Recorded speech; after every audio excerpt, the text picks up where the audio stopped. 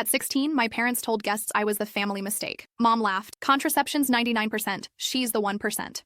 I left that night with $40 and a bag. 6 years later, they found me. Today, they showed up begging to talk, but I'm not that girl anymore. Their words built my strength. Now I'm successful, and they're just shadows. My revenge is my triumph. Their calls mean nothing. Man, where do I even start with this story? It's been 6 years since that night, and honestly, I still can't believe how everything went down. But I guess I should tell you guys the whole story, you know? Because this just happened today, and I'm still processing it all. So picture this. I'm 16, right? Just trying to survive high school like any other kid. My parents were hosting one of their fancy dinner parties, the kind where they'd break out the good china and act like we were some perfect suburban family. I was supposed to stay upstairs, be invisible, all that jazz, but I needed something from the kitchen, so I crept down the back stairs, thinking I could grab it and bounce without anyone noticing.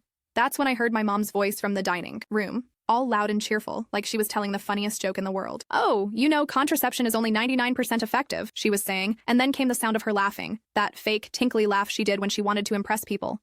"Well, our daughter here is living proof of that 1% failure rate. She's our little family mistake." I swear to God, I felt my stomach just drop to the floor. Like, you know that feeling when you're on a roller coaster and it goes over the big drop? That's exactly what it was like, except 1,000 times worse because this wasn't some fun ride. This was my life, my family, talking about me like I was some kind of accident they couldn't return to the store. The worst part? Everyone laughed. These were people I'd known since I was little. The Johnsons from next door, my dad's work buddy Mike, Mrs. Peterson who used to babysit me sometimes. They all just laughed like it was the most hilarious thing they'd ever heard. I don't even remember walking back upstairs. Next thing I knew, I was sitting on my bed, staring at my hands, trying to figure out what the heck just happened. It wasn't like they'd never made comments before. Little digs here and there about how I wasn't planned, how things were easier before I came along. But this was different. This was them literally telling a room full of people that I was unwanted. That night, after everyone left and the house got quiet, I made a decision that would change everything. I packed a bag, just the essentials, you know, a few changes of clothes, my old iPod, some snacks I grabbed from the pantry. I counted every dollar I had saved up from babysitting and found $40 total. Not exactly a fortune, but it was all I had. I left a note on my pillow. Nothing dramatic, just gone to find where I actually belong. Then I walked out the front door at 3 in the morning, with no real plan except getting as far away as possible. Let me tell you, being 16 and basically homeless is no joke. I crashed on friends' couches for a while, but that gets old fast when you're not just visiting, you're living there. I ended up at a youth shelter about 30 miles away, in the next town over. The counselors there were actually pretty cool, helped me get my GED early, and connected me with this program for kids aging out of the system. Update. Hey everyone, thanks for all the support so far. This is bringing up a lot of memories I haven't thought about in years. The next part gets pretty intense. I'm talking about how I basically had to rebuild my entire life from scratch. But here's what I'm wondering. Would you have done the same thing at 16? Or would you have tried to stick it out at home? Because honestly, some days I still wonder if I made the right call that night. Those first couple years were rough, not gonna lie. I worked at this little diner called Mickey's Place. You know the type, checkered floors, neon signs, coffee that could strip paint. The owner, this woman named Rosa, took one look at me and knew I was running from something. She didn't ask questions, just put me to work and made sure I had enough shifts to pay rent on this tiny studio apartment above the hardware store. I was putting in like 60 hours a week between the diner and this weekend gig I picked up stocking shelves at a Walmart. My hands were always cracked from the dishwater and I smelled like French fries constantly. But you know what? I was making it. Every dollar I earned was mine. Every decision was mine. And nobody could tell me I was a mistake because I was proving them wrong every single day. The real game changer happened when I was 19. I'd been taking community college classes whenever I could afford them, just 1 or 2 at a time. My English professor, Dr. Martinez, pulled me aside after class one day and asked if I'd ever thought about writing professionally. Apparently, this essay I'd written about overcoming adversity had really impressed her. She helped me apply for this scholarship program for students from difficult backgrounds. I'm not gonna lie, writing that application essay was brutal, having to put all that family drama down on paper, explain why I was living on my own since 16. It brought back all those feelings I'd been trying to bury. But I got it. Full ride to the state university, plus a stipend for living expenses. I cried right there in Dr. Martinez's office, and she just smiled and said, "This is just the beginning." College was like entering a whole different world. Suddenly, I was surrounded by people who were excited about ideas, who stayed up late talking about books and politics and dreams for the future. I threw myself into studying communications and business because I had this vision of starting my own company someday. My junior year, I started a small blog about budget living and financial independence, all the stuff I'd learned the hard way. It started getting traction, and by the time I graduated, I had like 50,000 followers and companies reaching out about sponsorship deals. That's when I launched what would become my main business, a consulting company that helps young adults navigate financial independence. We do everything from budget planning to career coaching to helping people cut ties with toxic family situations. It grew faster than I ever imagined, and within 3 years, I was pulling in 6 figures annually. But here's the crazy part. Through All of this, I never heard a word from my parents. Not one phone call, not a text, nothing. It was like I just vanished from their lives completely, which honestly was fine by me. I'd built this whole new existence, surrounded myself with people who actually valued me, and I didn't need their validation anymore. Update. You guys are amazing with your comments and messages. I've been reading every single one, and it's wild. How many of you have similar stories? The support means more than you know. So here's where things get really interesting. Remember, they hadn't contacted me in 6 years, but apparently someone had been keeping tabs on me. The question is, how do you think they found out about my success? And what do you think they wanted when they finally showed up? Because their timing was definitely not a coincidence. 6 months ago, I got featured in this big business magazine. You know, one of those 30 under 30 type articles. The photographer had me pose in front of my downtown office wearing this sharp blazer I'd bought to celebrate hitting my first million in revenue. The headline was, "From Homeless Teen to Successful Entrepreneur, How One Woman Built Her Empire from Nothing." I posted about it on my LinkedIn and Instagram, feeling pretty proud of how far I'd come. The article mentioned my hometown, not directly, but enough that anyone who knew me could figure it out. I didn't think much of it at the time. I mean, why would I? Last month, my assistant mentioned that someone had been calling the office asking for me but wouldn't leave a name or message. Then my apartment building's doorman mentioned that a couple had been asking about me, claiming to be family. I shrugged it off, probably just some distant relatives or something. But today, everything came full circle in the most bizarre way possible. I was having lunch at this trendy place downtown with a potential client when my phone started buzzing nonstop. I glanced down and saw a number I didn't recognize, then another call immediately after. Usually, I'd just ignore unknown numbers, but something felt off. When I got back to my office, my assistant looked kind of shaken up. "There's a couple here to see you," she said quietly.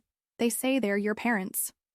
I felt that same stomach drop feeling from when I was 16. Except now I was 22 and wearing a $2,000 suit in my own office building. I told her to have security escort them to the conference room and that I'd be there in 5 minutes. Those 5 minutes felt like hours. I stood in my office bathroom, looking at myself in the mirror, trying to process what was happening. The girl who'd left home with $40 was gone. In her place was this successful businesswoman who'd been featured in magazines, who employed 12 people, who owned property and had a retirement account and all the markers of adult success. When I walked into that conference room, they looked exactly like I remembered, just older. My mom was wearing one of her country club outfits. You know the type. Everything perfectly coordinated and probably cost more than most people make in a week. My dad had on his golf clothes, like they'd just come from playing 18 holes at their fancy club. They both stood up when I entered, and for a second, nobody said anything. Then my mom stepped forward like she was going to hug me, and I just held up my hand. "Let's keep this professional," I said, gesturing for them to sit across from me at the conference table. "You have 5 minutes to explain why you're here." My dad cleared his throat, doing that thing he always did when he was nervous. "Sweetheart, we've been trying to find you for years. We were so worried when you left that night." I almost laughed out loud. Worried? They'd been worried? Really? Because 6 years of radio silence suggests otherwise. My mom jumped in then, and it was like she'd rehearsed this whole speech.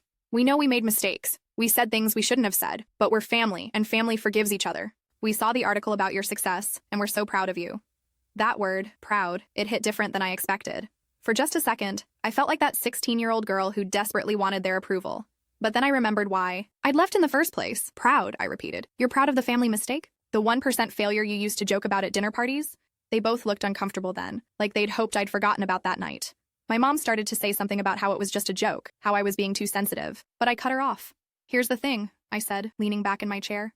"You taught me the most valuable lesson of my life that night. You showed me exactly what I didn't want to be, and exactly what I needed to prove wrong. So in a way, I should thank you." My dad looked confused. "We just want to be part of your life again. We want to make things right." I pulled out my phone and showed them a photo from last weekend, me and my chosen family, the people who'd supported me through college and the early days of my business. Rosa from the diner was there, along with Dr. Martinez, my college roommate who'd become my business partner, and about 10 other people who'd shown up when it mattered. "This is my family," I told them. "These are the people who believed in me when I had nothing, who celebrated my victories and helped me through my failures, who never once made me feel like I was unwanted or a mistake."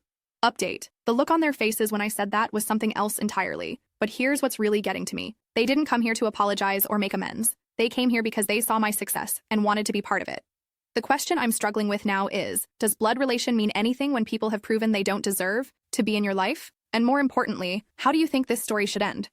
My mom's expression shifted then, and I could see the real reason they'd come. "Well, we were hoping," she said carefully, "that maybe you could help us out. Your father's business has been struggling, and we saw how successful you've become." There it was, the real reason for this surprise visit. Not guilt, not love, not genuine regret for how they'd treated me. They needed money. I actually did laugh then, because the situation was so ridiculous it was almost funny.